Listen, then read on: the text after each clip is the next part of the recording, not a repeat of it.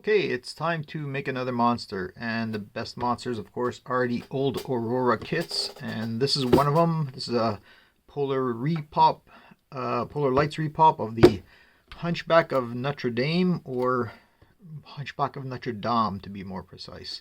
Again, this was never my favorite monster from all the kits, but it's certainly a good kit nonetheless, and it was something I picked up quite reasonably, and I thought I'd give it a try. Now, a few things about this kit.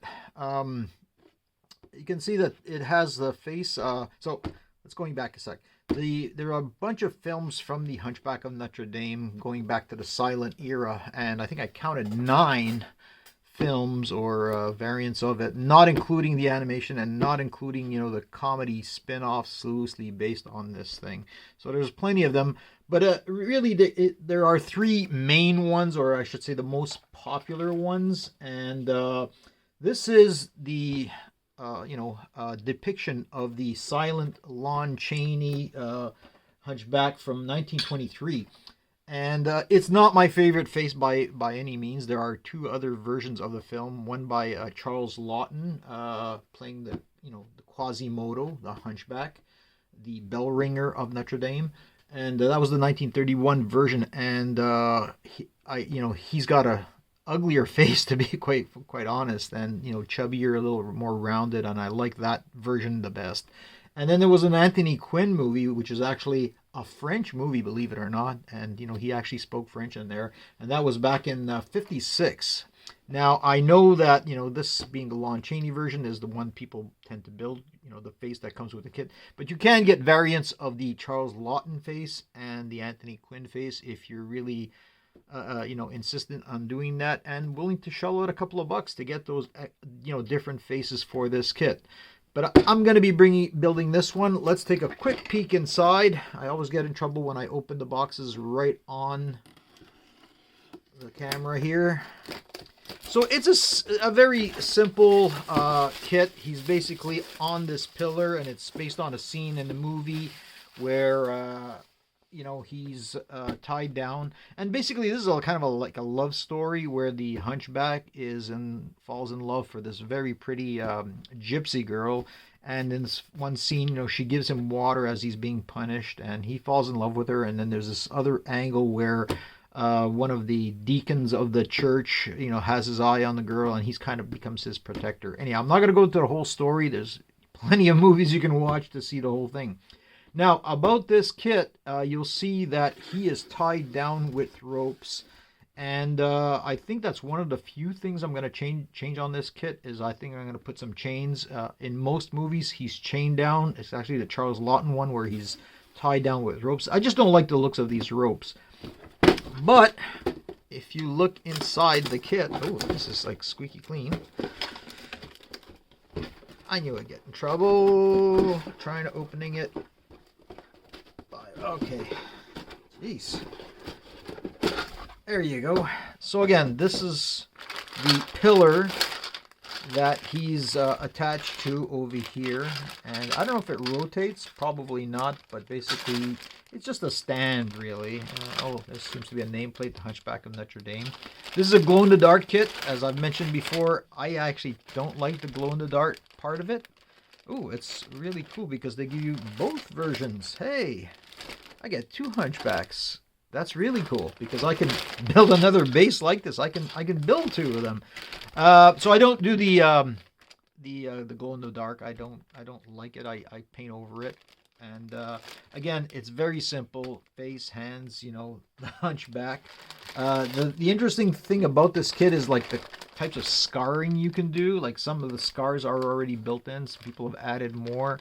And basically that's the hard part, and for many of these kits, is getting the face right. And that's where the problem with this kit, this mold of this face doesn't really look very good, quite frankly. And again, I wish I had one of the other ones, but we'll go with it. Should be really simple build. I'm hoping for a quick build. I say this all the time, and it always takes forever. So there you build up the figure and put the other bigger pieces together, latch them on to the pillar, and off it goes. So this is a circular platform. Oh, there's bushing, so maybe it does turn. I don't know. Oh, it's supposed to be a wood plate finish, but I just saw the other one there. That's interesting. Oh, maybe there's the other Hunchback of Notre thing. Okay, so that should look nice. So again, looking for a quick build. We'll see how long it takes, but gonna have some fun with this one. Keep it very simple, except for the mod for the maybe the chains. That's it. Okay, so I've gotten some work on Quasimodo, our little Hunchback over here.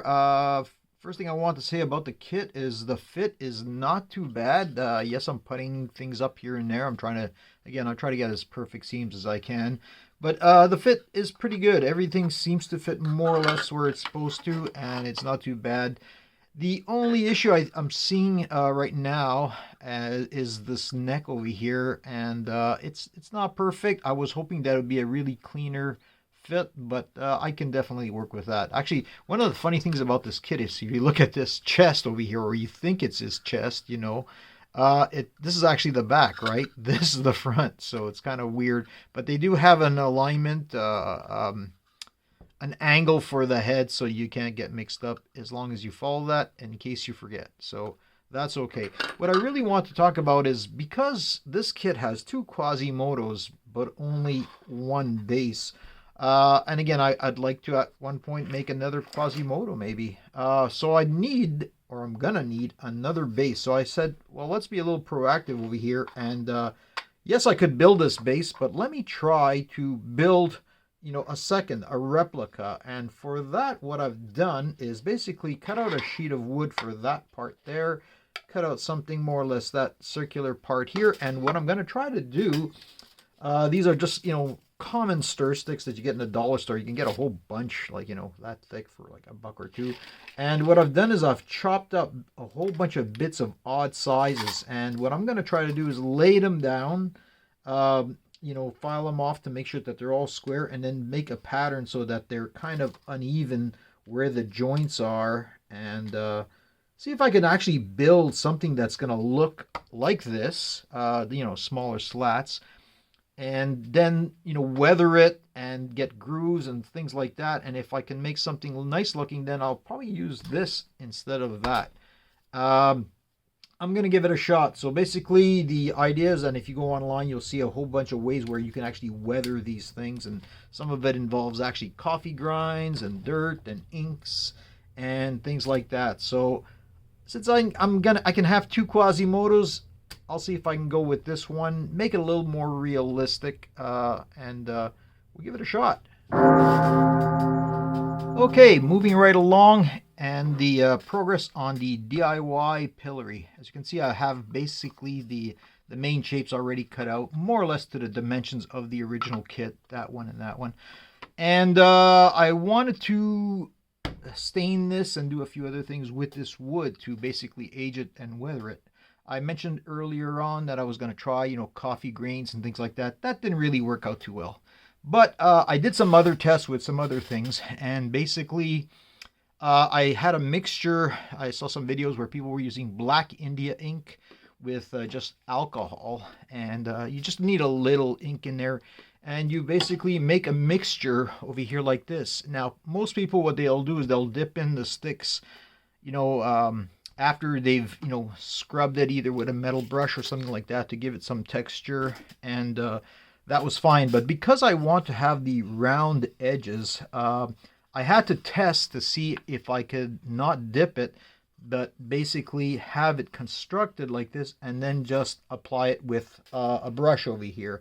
And I did some tests, and, you know, I had one basically just the wood itself, you know, unstained, and I did one with stained, and then one that was, you know, scraped a bit, and that was, you know, see what the effect of that was. And that was the best result. But the reason I needed to do that was paint it on, because I'm going to have this curved surface over here. So if I did it, you know, all the staining beforehand and then cut afterwards, then you'd see it was all bright around the edges over here where I'd made the cut. So I had to do that test, and it seemed to be fine. It's going to look a lot better than this. This is not stained. As a matter of fact, this little piece over here is an example of what the staining will look like. So I've done that, and then I started thinking about, okay, what do I do for this piece over here? And as it so happened, I had this piece of wood. It's actually the remnants of a long, curtain rod back in the day, and it seemed to do the job. Now, I still need more. This is not enough. What I'm trying to do, at least I'm thinking of doing, is if possible to make one that actually rotates, and that's why this one's taller than I probably need. I can cut it later, but I want to cut a piece and start sanding it now, so I'm ready with that. But I am having problems trying to figure out what to use that's solid enough that I could actually have this rotate without having, going out and purchase, a ball bearing assembly. And I've looked at a few things around the house that kind of rotate, but again, it has to be solid. It has to be able to hold this in place. And again, if I can do that, what I'll probably do is actually add a few things more, like, you'll see in the movie, like sometimes there's people walking around and there's like these rods, and basically, they pull it, push it around, and so it goes around in circle, or sometimes it's a gear. But maybe I can make something that looks like that, and it'll depend if I actually have a working model or not. The other thing I was doing was looking at chains. This is actually the remnant of the chain that I had. I believe I used it for the bride, and I like it because it's not shiny. It's at least, not very shiny. I'm still looking around for other ones if I can, because I think this is just enough. And these are just dollar store, cosmetics, cheap jewelry, basically. And unfortunately, the other ones I have are either too shiny or too fine, and they just don't look like a real chain would. But I think this one would be enough, if you can see over here, to tie him down. And I could put, the latches, the links that tie him down basically anywhere here, or, on this one, actually. So looking at that stuff, and the other thing I was thinking of adding, if I can make it, is in the movies he gets whipped with these, cat o' nine tails, or sometimes just, strips of leather on a handle. And if I can make something, a replica like that, that would be cool to just have it off to the side over here. But I don't have no idea how I'm going to build that. I'll have to look around and see if it's even possible to make it a realistic looking whip. So that's the progress so far. So our DIY pillory is beginning to take shape, and I just want to show you the progress and how I got to this point. So basically, what I did was I took that dowel I had before and drilled another hole to put in this thin dowel, which again, dollar store stuff. And to figure out what mechanism I was going to use, what I did is I drilled a hole here. There was already a hole in the middle there. And I put this, one of those felt, dollar store felt pads. And the reason I did that was I can turn, put the screw in really, really tight, but it'll still slide because of that pad. And that way it'll, keep in the middle without, being wobbly and things like that. So I think I'm okay with that. As you can see, it came out really, really nice. The ink mixture that I used to weather it, it looks, probably better than on camera. It looks very real. It looks a lot better than what came with the kit itself, even if you painted this really nice. And all I did was, for this one, I used one of these drill hole sets, and these always come in handy, and I found the next nearest diameter for that. So that's going to go there. That's going to screw it in. That goes on top, and that gets glued, and then we'll be pretty much done with that. So I like that part. I had a little trouble, or at least I haven't solved how to create the lash. As you see, I tried something. I just took some material from a mask because I thought that was thin enough that it would sag, and that's what I'm looking for, the kind of a sag thing, so it's more realistic. But it's still too stiff, and it just hangs like that. It doesn't look real. So I'm looking for still the right material to put in there, and hopefully I can have one or two lashes, or maybe even different types. Maybe even try some with chains, but I think that would be even tougher to look real. But we're getting there, and hopefully I can find the right material. Okay, so our pillory's all glued up. Turns nicely over here, and I did, gouge out the slots for the Hunchback over here. I wasn't sure if I was going to need that or not, but I figured why not? It's going to be more solid, so I did that. I needed some anchors, and as it so happens, I was trying to look at, dollar store for other chains. I didn't find any better chain than this, but I did find another smaller chain that had these little pendants, And when I took it apart, I realized that these hooks at the end over here, they'll be nice to actually use as mounting points for the chains. So I'll take those apart.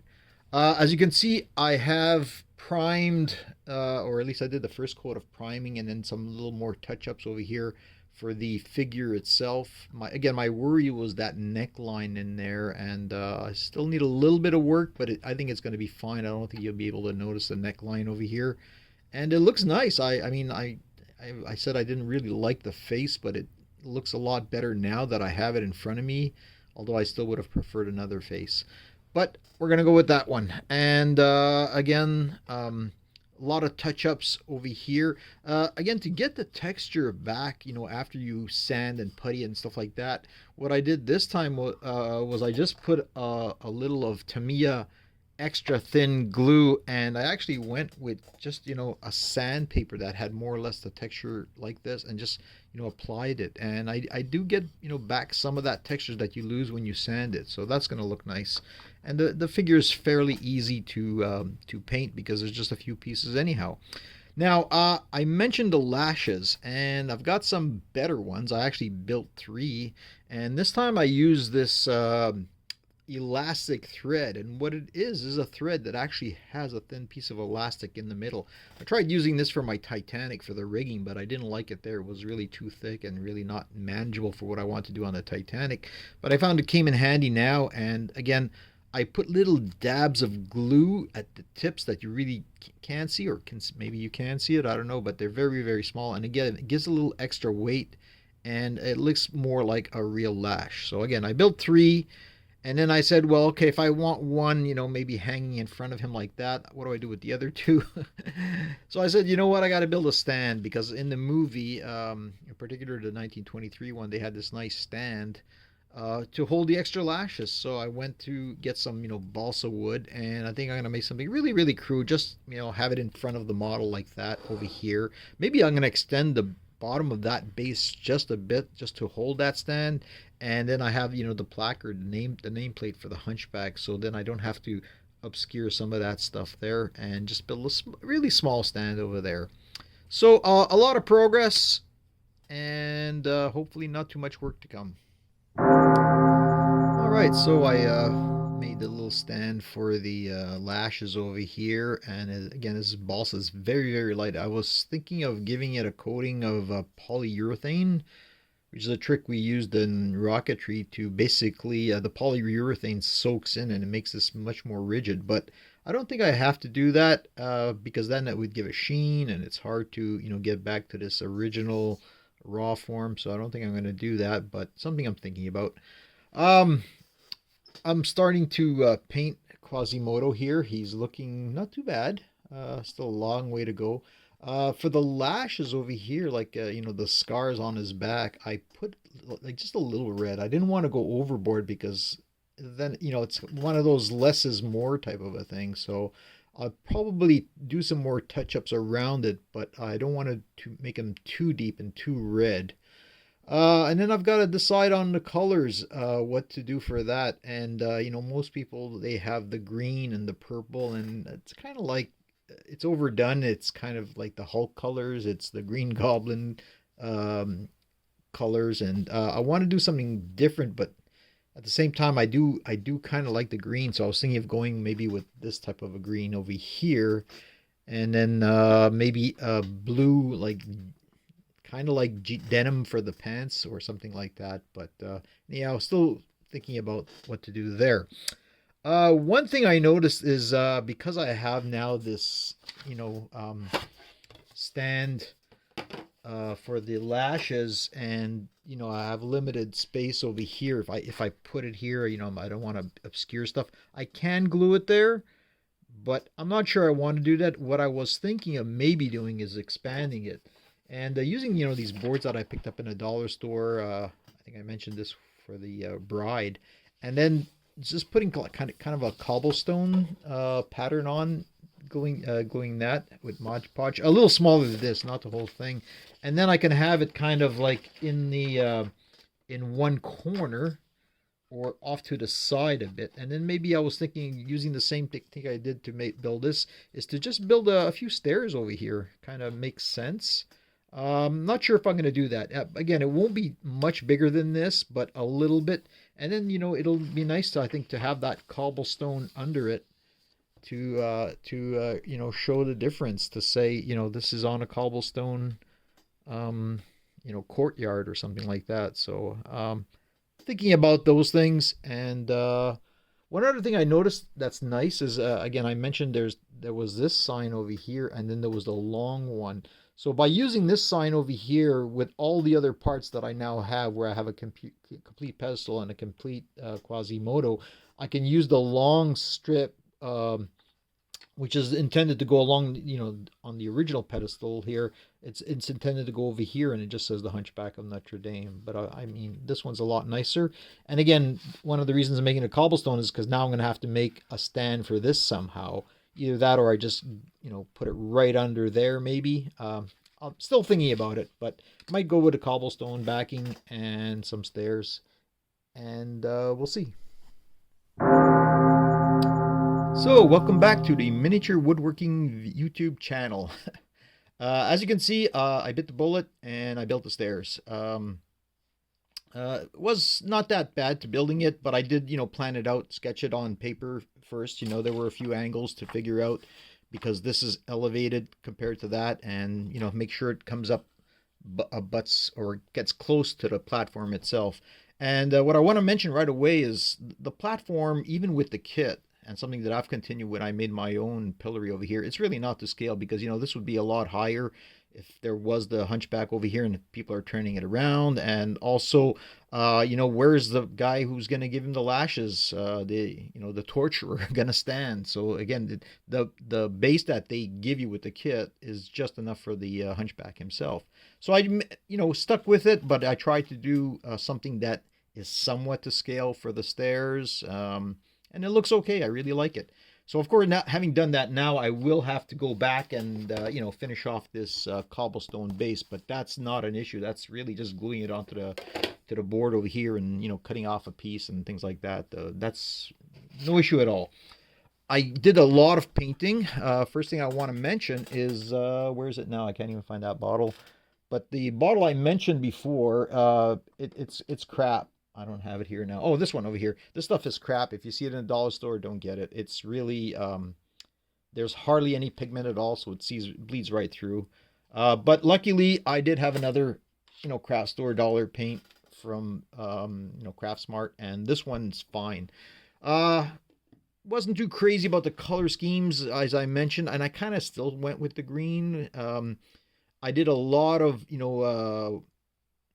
dry brushing and washes on this, or not a lot, but subtle enough to give it some shading here.